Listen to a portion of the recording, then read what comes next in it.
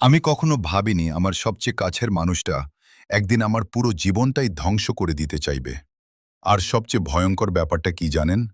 বাইরে থেকে দেখলেলে আমাদের পরিবারটা একদম পারফেক্ট লাগতো। আজকের গল্পটা শুধু প্রতারণার না, এটা ধৈর্য, পরিকল্পনা আর নীরব প্রতিশোধের গল্প। একজন স্বামীর গল্প যে শেষ পর্যন্ত চিৎকার করেনি, কিন্তু সব হারানোর আগেই নিজের মেয়েদের বাঁচিয়ে ফেলেছিল। আমি প্রথম নীলাকে দেখি একটা বন্ধুর বিয়েতে।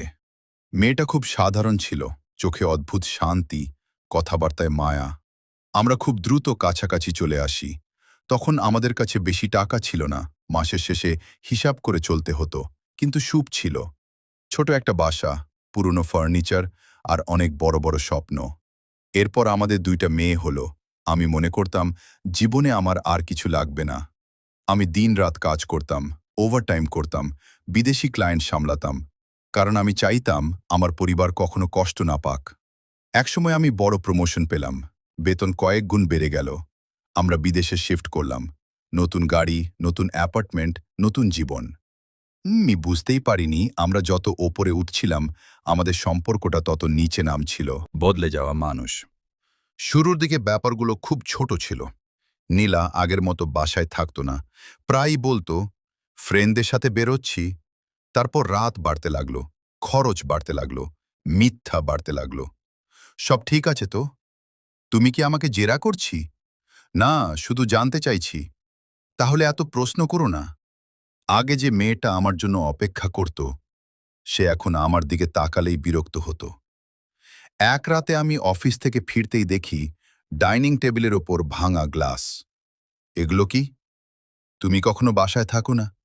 এই সংসার নিয়ে তোমার কোনো চিন্তাই নেই? আমি তো সবকিছু তোমাদের জন্য করছি। তাহলে হয়তো আমাদের তোমাকে দরকার নেই। ওই কথাটা শুনে মনে হয়েছিল কেউ যেন বুকের ভেতর ছুরি মেরে দিল। যে কষ্ট কেউ বিশ্বাস করেনি। ঝগড়াগুলো ধীরে ধীরে ভয়ঙ্কর হয়ে উঠল। নীলা রেগে গেলে জিনিসপত্র ছুঁড়ে মারত, আমাকে আঁচড়াত, মাঝে মাঝে মারধরও করত। একদিন আমার হাতে কেটে যায়। আমি শেষমেশ পুলিশের কাছে গেলাম। 1 মিনিট, তোমার স্ত্রী তোমাকে মেরেছে? জি। ভাই, মজা করতেছো নাকি? ওরা হাসছিল। সেদিন আমি বুঝলাম আমি একা। কারণ একজন পুরুষ কষ্ট পেলে অনেক সময় কেউ সেটা সিরিয়াসলি নেয় না। যেদিন আমি ভেঙে পড়েছিলাম। কয়েক সপ্তাহ পরে আমি অফিস ট্রিপ থেকে একদিন আগেই ফিরলাম। বাসার দরজা খুলেই বুক ধক করে উঠল।